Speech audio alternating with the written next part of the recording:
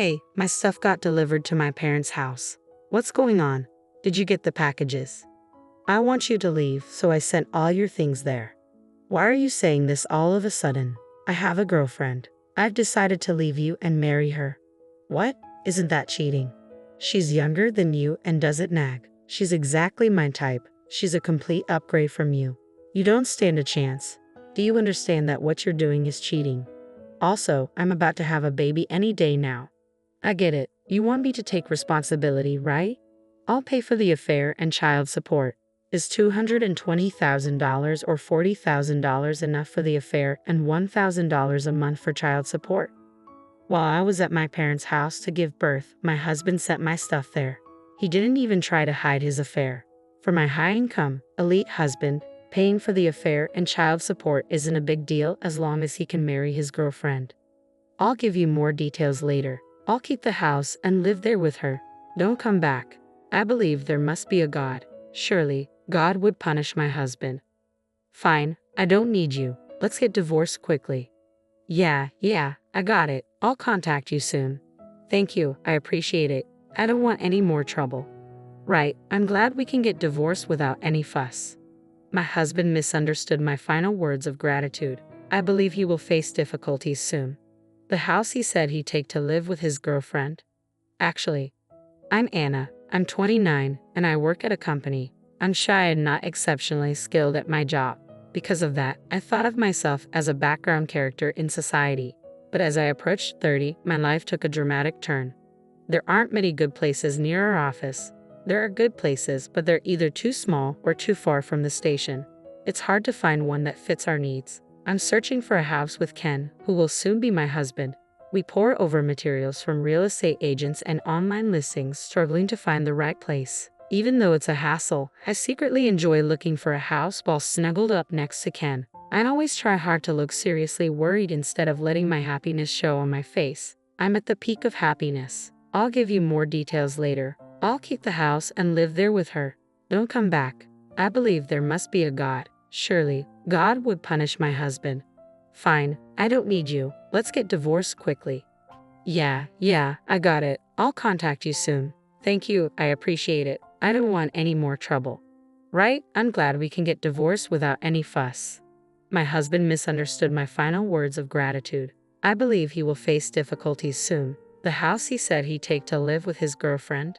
Actually, I'm Anna, 29 years old, and I work at a company. I'm shy and not particularly skilled at my job, so I often felt like a background character in society. But as I approached 30, my life took a dramatic turn. There aren't many good places near our office. The good ones are either too small or too far from the station. It's hard to find one that fits our needs. I'm searching for a house with Ken, who will soon be my husband.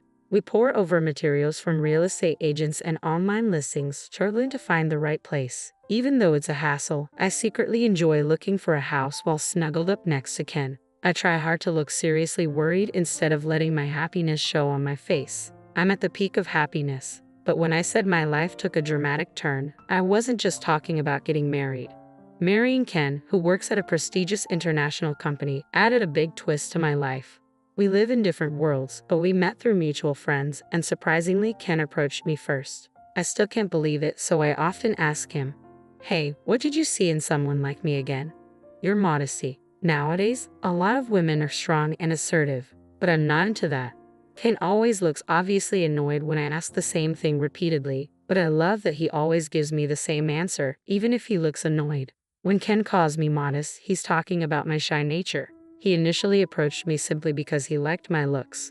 When I first heard that, I thought it was a bit rude, but over time he grew to appreciate my modesty. Given how happy I am now, I can forgive his rude comments. In contrast, what drew me to Ken was his decisive and confident nature. Keep gathering info on properties, and did you tell the wedding planner about the changes to the menu? I'm planning to call about the menu tomorrow. What? You haven't told them yet? Handle the important stuff promptly. Yeah, I'll be careful. Ken sighed and began tidying up the property materials. He often delegates various tasks to me, and perhaps because of his elite status, he sometimes talks down to me. We're not married yet, but is this what they call a dominant husband? Some people might find it hard to believe. but for a shy person like me, it's actually easier when someone directs me on what to do. That's why I believe Ken and I are a good match. As the wedding day quickly approaches, we still haven't found a place to live. Since we didn't live together before getting married, we really wanted to start living together right after the wedding. But since that seems difficult, we made a decision.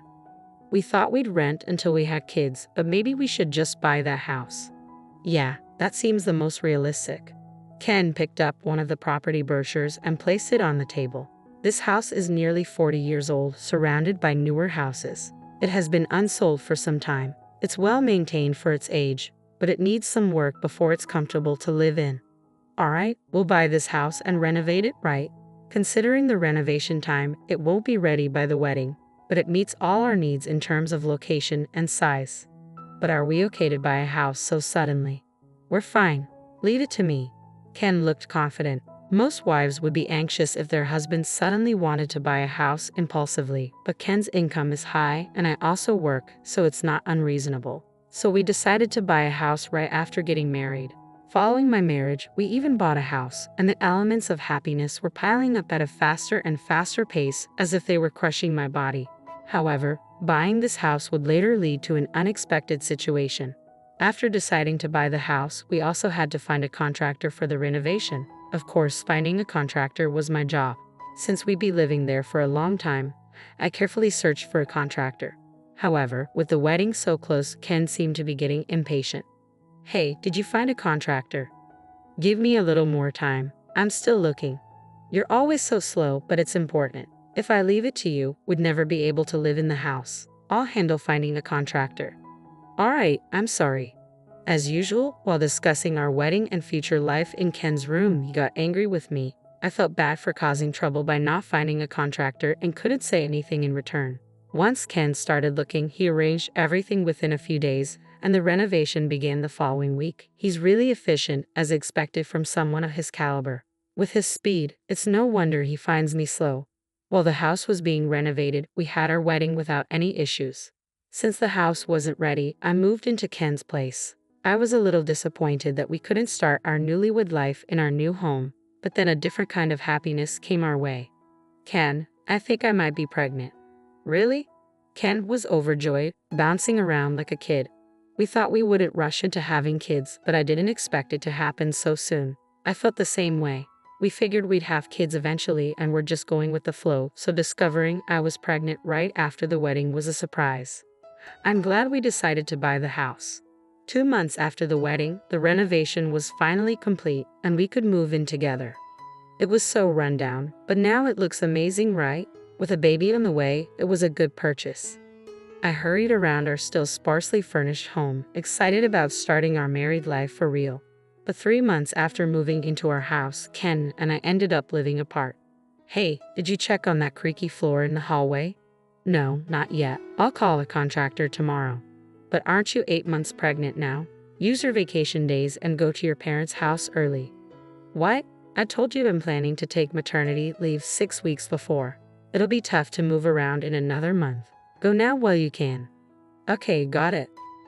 When Ken suggested I go back to my parents' house early, it made me slow down, lingering over my dinner. We had already discussed and decided on having the baby at my parents' house, and the handover of my work for maternity leave was progressing smoothly, so taking leave a bit early wasn't a problem. But I wanted to spend as much time as possible with Ken at home. I thought Ken felt the same, so it was a bit of a shock when he told me to leave early. Still, I decided to follow his advice. The next week, I went back to my parents' house to prepare for the birth. Well, take care of the house. Yeah, don't worry about it. By the way, about the kitchen wall. Don't worry. I told you I lived alone for a long time. I can handle the housework. No, I mean the window frame too. All right, I'll take care of everything. Ken seemed to think I was being too persistent, so he gently pushed me out the front door. As I turned back, Ken was waving with a smile. I trusted that Ken would handle things well and decided to leave the house in his care. Mom, Dad, I'm home. Welcome back. It must have been tough, right? Not really. I'm okay. When I arrived, Mom greeted me at the entrance. Feeling a bit awkward about her concern, I averted my gaze. I didn't want to admit that I had spent $200 on a taxi from the house to here. Oh, you're back. Was it tough? No, not really. In the living room, Dad was there. I averted my gaze again at his words. Needless to say, my parents' house is comfortable. At home, Ken tends to be a bit domineering, and I did most of the housework, but here I just help out a bit. My parents are still in their late 50s, so they both work. Mom works part-time and comes home in the early afternoon, so I'm alone in the morning. I spend that time slowly cleaning and doing laundry for exercise. In the afternoon, Mom takes care of the house, so I have nothing to do. Having nothing to do feels oddly unsettling, so I end up following Mom around looking for ways to help. I want to call Ken and catch up on things, but ever since I came back home, he hasn't contacted me much or visited. Has Ken called you back yet? No, he hasn't returned any of my calls. I really need to talk to him. I wonder if something's wrong. He hasn't visited in a month. I'm worried. He's probably just enjoying his freedom and focusing on work since I'm not there. Mom peeled an apple, looking worried. I gratefully ate the apple she gave me. Mom is probably imagining negative things like Ken being sick or having an affair. But Ken is a capable professional, and we're about to have a baby, so I thought there was no way he could be sick or cheating. I soon realized how naive that thought was. One afternoon, while Mom and I were watching TV, the doorbell rang. Who is it? Looks like a delivery. It wasn't unusual to get a package, but Mom looked confused as she went to the door. I waited in the living room. I could faintly hear Mom talking to a delivery man, but couldn't make out the words. After a while, Mom came back, looking worried and flustered. Hey, your stuff from your house is here. What's going on? What? What do you mean? I didn't understand what she was saying and could only repeat her question back to her. I slowly stood up to check the situation and headed toward the packages that had arrived. What's this? What's going on? When I stepped outside, there was a moving truck loaded with boxes. I opened one of the boxes and found my clothes inside. I opened another box, and it also contained my clothes. It looked like all the boxes were filled with my belongings from our house. I didn't understand the situation, but since the packages had arrived, I had no choice but to accept them. We pushed all the boxes into an empty room at my parents' house. The room was completely filled with boxes. After seeing the movers off, I called Ken in front of the delivered packages. I didn't expect him to answer, as he usually didn't, but this time he picked up right away. Hey, my stuff was delivered to my parents' house. What's going on? Did the packages arrive? I decided I want you out of the house, so I sent all your stuff there. What? Why are you saying this all of a sudden? Well, I have a girlfriend. I decided to leave you and marry her. What? He called her his girlfriend, but that meant he was cheating, openly declaring it to me, his wife. I couldn't comprehend what he was saying, and I started feeling dizzy. Isn't that cheating? Well, yeah, I guess. We started dating before the wedding. Guys can get cold feet too, you know. She was kind to me when I was struggling, and we started seeing each other. I couldn't call off the wedding, so I married you, but I couldn't give her up. When I lived with her in her house this past month, I realized she's better than you, so I decided to divorce you. Living with her? You mean she's been staying in our house for the past month? Calling her a mistress is disrespectful. She's my fiancée now. She's a mistress because I'm still here. My vision, which had been spinning, suddenly cleared, and I found myself yelling at Ken. My mom, who was listening to the call, looked extremely worried when she heard the word cheating. Not wanting to upset her any further, I forced myself to calm down. You told me to go back to my parents' house early so you could live with her, right? That's right. She's younger than you, not as slow, and exactly my type. She's a complete upgrade from you. You don't stand a chance. Do you understand that what you're doing is cheating? And I'm about to have a baby any day now. I get it. You want me to take responsibility, right? I'll pay for the affair and child support. Is $20,000 or $40,000 for the affair and $1,000 a month for child support enough? Even over the phone, I could imagine the smug look on Ken's face. Ken is an elite and high-income earner. Paying for the affair and child support probably didn't seem like much to him if it meant he could marry his girlfriend. In contrast, I'm a nobody. There's no way I could stop Ken from divorcing me for her, so I had no choice but to accept the divorce. As much as I wanted to refuse the alimony and child support out of pride, as a regular employee, I needed the money. It was a bitter pill to swallow. I gripped my phone tightly out of frustration and shame. That's the deal. The divorce is final, and I'll give you more details later. I'm keeping the house and living there with her, so don't come back. I thought to myself that there must be a God, and surely God would punish Ken. Fine, I don't want anything to do with you. Let's get divorced quickly. Yeah, I got it. I'll contact you soon. Thanks, that helps. I don't want any more trouble. Right, I'm glad we can get divorced without any fuss. After hanging up, Mom looked at me with concern. I smiled to reassure her. Ken misunderstood my final words of gratitude. I believed that he would face some trouble soon. 3 months later, I gave birth to a healthy baby girl named Maya and was still at my parents' house. She was so adorable that I couldn't bear to be apart from her, even though I needed to start looking for a place before my maternity leave ended. The divorce was finalized, and Ken agreed to pay for the affair and child support. I had no lingering feelings for my ex-husband. In fact, I felt refreshed after the divorce. Since we already settled everything, I thought I'd never have to deal with him again. But suddenly, he called me. He must have finally realized the situation. Hey, what's going on? What do you mean? The house. You mentioned something about the floors and walls, didn't you?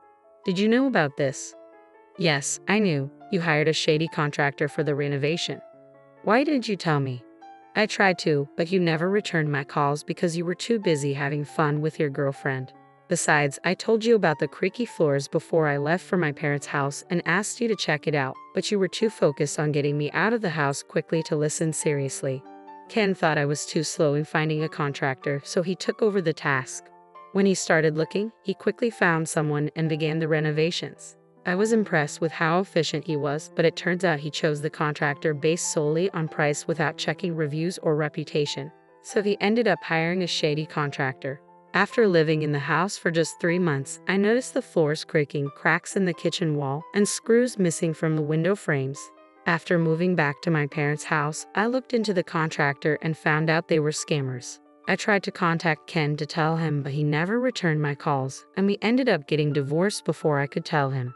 Because of you, the response was delayed, and now I'm having disputes with the contractor. They're blaming us, saying we lived in the house wrong for 6 months, causing the damage. The creaky floors, growing wall cracks, and poorly closing doors have all gotten worse. The house is a mess. That sounds like a terrible place to live. I've moved into an apartment to get out of the house. If I stayed, they keep blaming us for the damage. I'm talking to a lawyer, but for some reason, it looks bad for us. Still, I'm going to sue them. So your house is falling apart, and you're going to court. That sounds tough, but it's not my problem anymore. Is that why you called? That's right. If you had told me about the shady contractor sooner, this might not have happened. So what? I mean, I'll keep paying $500 a month in child support, but can we lower the monthly payments for the $20,000 alimony?